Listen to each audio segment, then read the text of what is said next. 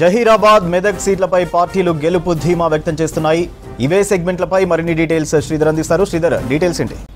సూర్య, మెదక్ ఉమ్మడి మెదక్ జిల్లాలో మెదక్, జహీరాబాద్ రెండు పార్లమెంట్ నియోజకవర్గాలు ఉన్నాయి. మొత్తం రాష్ట్రంలోనే మెదక్ పార్లమెంటు నియోజకవర్గం పైన అందరి దృష్టి ఉంది. ఇక్కడ ఫలితం ఎలా ఉండబోతుందో ఆసక్తి ఉంది. ఎన్నికల హడావిడి ప్రారంభం కాకముందు నుంచి కూడా ఇక్కడ అయితే కొంత ఉత్కంఠ అయితే నెలకొంది. ఇక్కడ ఎవరు పోటీ చేయబోతున్నారు, ఇప్పుడు పోటీ ఆ ఎన్నిక జరిగిన తర్వాత కూడా ఇక్కడ ఎవరు గెలవబోతున్నారని ఒక ఉత్కంఠ అయితే కొనసాగుతుంది. ప్రస్తుతం ఉమ్మడి మెదక్ జిల్లాలో మెదక్ పార్లమెంట్ విషయానికి వస్తే మెదక్ పార్లమెంట్లో పోటీ చేసిన అభ్యర్థులు ముగ్గురులో బీఆర్ఎస్ నుంచి అయితే వెంకట్రామరెడ్డి, కాంగ్రెస్ నుంచి నీలం మధు, బీజేపీ నుంచి రఘునందన్ రావు, ఈ ముగ్గురు పోటీ చేశారు.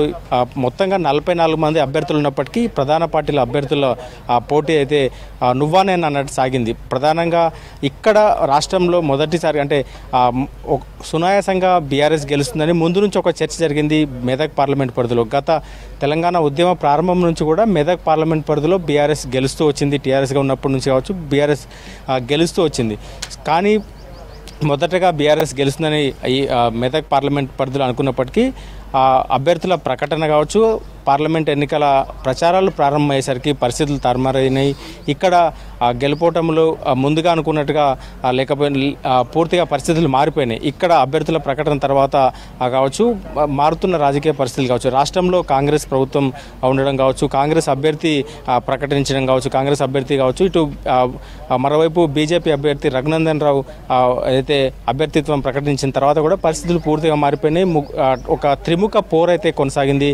దాని తర్వాత ఇటు ఎన్నికలు ముగిసేంత వరకు కూడా పరిస్థితులు మారిపోయినాయి. ఎన్నికలు ముగిసిన తర్వాత ఎగ్జిట్ పోల్స్లో కూడా ఎవరు క్లారిటీగా చెప్పలేని పరిస్థితి. కొంతమంది బీజేపీ అభ్యర్థి రఘునందన్ రావు గెలుస్తుందని చెప్పినప్పటికీ కాంగ్రెస్ కూడా గెలుపు అవకాశాలంటూ కూడా మరికొన్ని ఎగ్జిట్ పోల్స్ చెప్పిన పరిస్థితి ఉంది. ఈ నేపథ్యంలోనే రాష్ట్రంలోనే ఒకే ఒక సీటు ఈజీగా గెలుస్తుంది బీఆర్ఎస్ అని ముందు నుంచి అనుకున్నప్పటికీ ఇక్కడ పరిస్థితులు అయితే తారుమారైనాయి. ఒకవైపు కౌంటింగ్ ఏర్పాట్లు జరుగుతున్నాయి. ఇక్కడ మెదక్ ఫలితం పైన అయితే ఒక ఉత్కంఠ అయితే కొనసాగుతుంది. అయితే మెదక్ పార్లమెంట్ పరిధిలో దాదాపు మొత్తం 7 అసెంబ్లీ నియోజకవర్గాల్లో 6 బీఆర్ఎస్ అభ్యర్థులు ఉన్నప్పటికీ పరిస్థితులు మాత్రం అంత అనుకూలంగా లేవు. అయితే ముందు నుంచి కూడా అదే చర్చ జరిగింది. ప్రధానంగా ఇక్కడ మెదక్ పార్లమెంట్ పరిధిలో ఉన్నటువంటి అసెంబ్లీ నియోజకవర్గాల్లో ప్రధానంగా ఇటు కేసీఆర్ ప్రాతినిధ్యం, మాజీ ముఖ్యమంత్రి కేసీఆర్ ప్రాతినిధ్యం వహిస్తున్న గజ్వేల్ నియోజకవర్గం ఉంది. మరోవైపు మాజీ మంత్రి హరీష్ రావు, కీలకమైన హరీష్ రావు ఉన్నటువంటి అయితే సిద్దిపేట నియోజకవర్గం ఉంది. దాంతోపాటు దుబ్బాకలు కూడా భారీ మెజారిటీతో కొత్త ప్రభాకర్ రెడ్డి గతంలో గెలిచాడు. దాంతోపాటు ఇటు మెదక్ నియోజకవర్గంలో కాంగ్రెస్ గెలిచింది. మరోవైపు నర్సాపూర్లో బీఆర్ఎస్ గెలిచింది. దాంతోపాటు ఇటు సంగారెడ్డి, పటాన్చెరులో కూడా బీఆర్ఎస్ ఎమ్మెల్యేలు గెలిచారు. మొత్తం 7 అసెంబ్లీ నియోజకవర్గాల్లో 6 బీఆర్ఎస్ ఎమ్మెల్యేలు ఉన్నారు. వాటిలో ప్రధానంగా ముఖ్యంగా ఇటు గజ్వేల్ కావచ్చు, హరీష్ రావు, గజ్వేల్లో కేసీఆర్ కావచ్చు, సిద్దిపేటలో హరీష్ రావు లాంటి నేతలు ఉన్న నేపథ్యంలో ముందు నుంచి ఇక్కడ బీఆర్ఎస్ చాలా క్లియర్గా గెలిచే అవకాశం ఉంటుందంటూ కూడా ముందు నుంచి భావించారు. కానీ అయితే కాంగ్రెస్ అభ్యర్థి నీలం మధు ప్రకటన తర్వాత కావచ్చు, ఇటు బీజేపీ అభ్యర్థి రఘునందన్ రావు ప్రకటన తర్వాత ప్రచారాలు ప్రారంభమైన తర్వాత పరిస్థితులు పూర్తిగా తారుమారయ్యాయని చెప్పొచ్చు. నువ్వా నేను అన్నట్టు సాగింది. ప్రధానంగా ఇటు కాంగ్రెస్ అభ్యర్థి నీలం మధు బీసీ కావడము, ముదిరాజ్ కావడము. సో ఒకవైపు బీసీ ఓట్లు కావచ్చు, ముదిరాజ్ ఓట్లు పోలరైజ్ అయితే కాంగ్రెస్కు గెలుపు అవకాశాలు పూర్తిగా ఉండే అవకాశం ఉంది.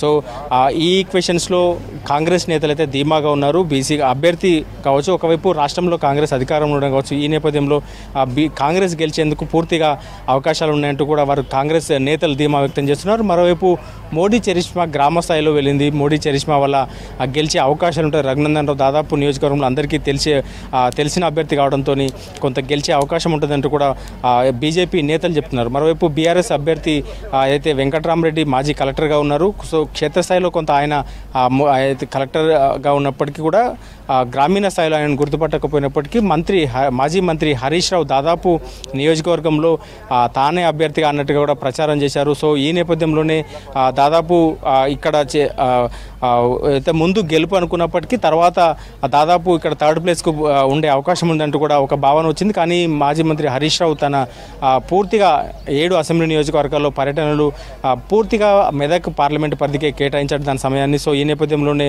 నువ్వా నేను అన్నట్టుగా మారిపోయింది, త్రిముఖ పోరుగా మారిపోయింది. ఒకవైపు పటాన్ చెరువు కూడా అంటే ఈ మొత్తం మెదక్ పార్లమెంట్ పరిధిలో పటాన్ చెరువు నియోజకవర్గంలో భారీగా ఓట్లు ఉంటాయి. ఇక్కడ మినీ ఇండియా కూడా ఉంటుంది. సో దేశ రాజకీయాలు కూడా ఇక్కడ ప్రభావితం చేస్తాయి. ఇక్కడ నుంచి దాదాపు ఇక్కడ నుంచి ఎవరు లీడ్ తీసుకోగలిగితే వారు దాదాపు గెలిచే అవకాశాలు ఉంటాయంటూ కూడా ఒకవైపు ఈక్వేషన్స్ రాజకీయ విశ్లేషకులు చెప్తున్నారు. ఇక్కడ నుంచి పోటీగా అయితే అభ్యర్థిగా ఉన్నట్టు గతంలో అసెంబ్లీ ఎన్నికల్లో కూడా నీలం మధు పటాన్ చెరువు అసెంబ్లీ నియోజకవర్గం నుంచి బీఎస్పీ నుంచి పోటీ చేసి దాదాపు 50,000కు పైచిలకు ఓట్లు సాధించారు. సో దాదాపు ఇక్కడ ఎవరు కీలకంగా ఎక్కువ ఓట్లు రాబట్టుకోగలుగుతారో వారికి గెలుపు అవకాశాలు ఉంటాయని కూడా ఒక చర్చ జరుగుతుంది. ఈ నేపథ్యంలోనే స్థానిక అభ్యర్థిగా కూడా ఉన్నారు పటాన్ చెరువు నుంచి నీలం మధు. సో కొంత ఈ ఈక్వేషన్ కూడా కొంత కాంగ్రెస్కు కలిసి వచ్చే అవకాశం ఉంటుందని చెప్తున్నారు. మరోవైపు బీఆర్ఎస్ దాదాపు 6 ఎమ్మెల్యేలు అంటే కేసీఆర్ హరీష్ రావుతో పాటు మిగతా 4 ఎమ్మెల్యేలు ఉన్నప్పటికీ క్యాడర్ దాదాపు కాంగ్రెస్ వైపు చూసింది. ఎన్నికల తదనంతరం దాదాపు మండల స్థాయి కార్యకర్తలు నేతలు కావచ్చు, గ్రామస్థాయి నేతలు కావచ్చు, దాదాపు నేతలంతా కూడా కాంగ్రెస్ వైపు కాంగ్రెస్లో చేరారు, కాంగ్రెస్ వైపు చూశారు. సో ఈ నేపథ్యంలోనే క్యాడర్ సరిగా పనిచేయలేదు, కేవలం నేతలు మాత్రమే ఉన్నారు, క్యాడర్ బీఆర్ఎస్కు పనిచేయాలనేది ఒక వాదన ఉంది. ఈ నేపథ్యంలోనే అయితే 2వ స్థానానికి 3వ స్థానానికే పోటీ పడుతున్నటువంటి పరిస్థితి అంటూ కూడా బీఆర్ఎస్ వైపు చెప్తున్నటువంటి పరిస్థితి ఉంది. ఒకవైపు ప్రధాన పోటీ త్రిముఖ పోరు అని చెప్తున్నప్పటికీ మరోవైపు అయితే కాంగ్రెస్కు బీజేపీకి మధ్య ఎక్కువ పోరు నడిచే అవకాశం ఉంటుందంటూ కూడా చెప్తున్నారు. ఈ నేపథ్యంలోనే మొత్తం మెదక్ పార్లమెంట్లో ఎవరు గెలుస్తారనే ఒక రాష్ట్ర వ్యాప్తంగా ఉత్కంఠ కొనసాగుతుంది. మరోవైపు ఉమ్మడి మెదక్ జిల్లాలోని అయితే జైరాబాద్ పార్లమెంట్ పరిధిలో కూడా త్రిముఖ పోరు నడిచింది. ప్రధానంగా జైరాబాద్ పార్లమెంట్ పరిధిలో అభ్యర్థుల విషయానికి వస్తే బీఆర్ఎస్ నుంచి గాలి అనిల్ కుమార్ ఉన్నారు, కాంగ్రెస్ నుంచి సురేష్ షెట్కర్ ఉన్నారు, బీజేపీ నుంచి బీబీ పాటిల్ ఉన్నారు. సో బీజేపీ అభ్యర్థి బీబీ పాటిల్ అప్పటి వరకు బీఆర్ఎస్లో ఉన్నారు. ఇక్కడ బీఆర్ఎస్ గత 2 పర్యాయాలు కూడా ఎంపీ అభ్యర్థిత్వాన్ని గెలుస్తూ వస్తుంది. ఇక్కడ గత 2 పర్యాయాలు కూడా బీబీ పాటిల్ ఉన్నారు. ఆయన ఎన్నికల ముందే బీజేపీలోకి చేరడంతో కొంత వ్యతిరేకత వచ్చింది. అప్పటి వరకు బీజేపీలో ఉన్న నేతలంతా కూడా వ్యతిరేకించారు.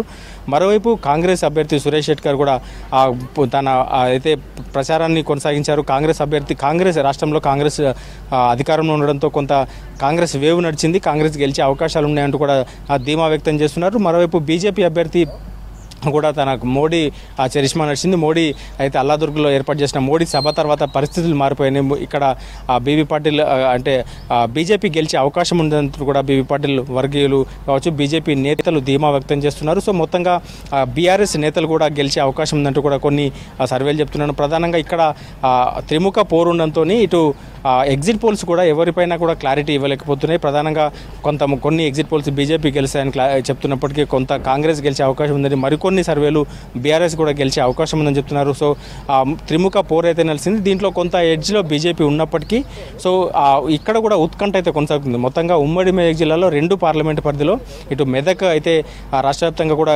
కీలకంగా ఉంది. ఇక్కడ ఎవరు గెలుస్తారని ఒక ఉత్కంఠ అయితే నలిసింది. ఇక్కడ కూడా త్రిముఖ పోరు నడిచిన నేపథ్యంలో కాంగ్రెస్ కావచ్చు, బీజేపీ మధ్య పోరు నడిచిందని ఒక చర్చ జరుగుతుంది. ముందు అయితే జైరాబాద్ పార్లమెంట్ పరిధిలో కూడా త్రిముఖ పోరు నడిచింది. ఎవరు గెలుస్తారనేది అయితే క్లారిటీ అయితే రేపు మధ్యాహ్నం కల్లా క్లారిటీ వచ్చే అవకాశం ఉంటుంది. సో మొత్తంగా అయితే కౌంటింగ్ 9 గంటలకు తొలి రౌండ్ ఫలితం వచ్చేంత వరకు కూడా ఉత్కంఠ కొనసాగుతుంది. మధ్యాహ్నం కల్లా కొంత ఈ 2 పార్లమెంటు పరిధిలో ఉత్కంఠ ఉన్న నేపథ్యంలో, త్రిముఖ పోరు ఉన్న నేపథ్యంలో ఎవరు గెలుస్తారనే ఒక రేపు మధ్యాహ్నం వరకు క్లారిటీ వచ్చే అవకాశం ఉంది. ఈ నేపథ్యంలోనే మొత్తం జిల్లా వ్యాప్తంగా కూడా ఒక ఉత్కంఠ, ఇద్దరు కలిసినా ఎక్కడ మెదక్ రిజల్ట్ ఎట్లా ఉంది, మెదక్లో ఎవరు గెలవబోతున్నారు, జైరాబాద్లో ఎవరు గెలవబోతున్నారు అనే ఒక చర్చ అయితే నడుస్తుంది.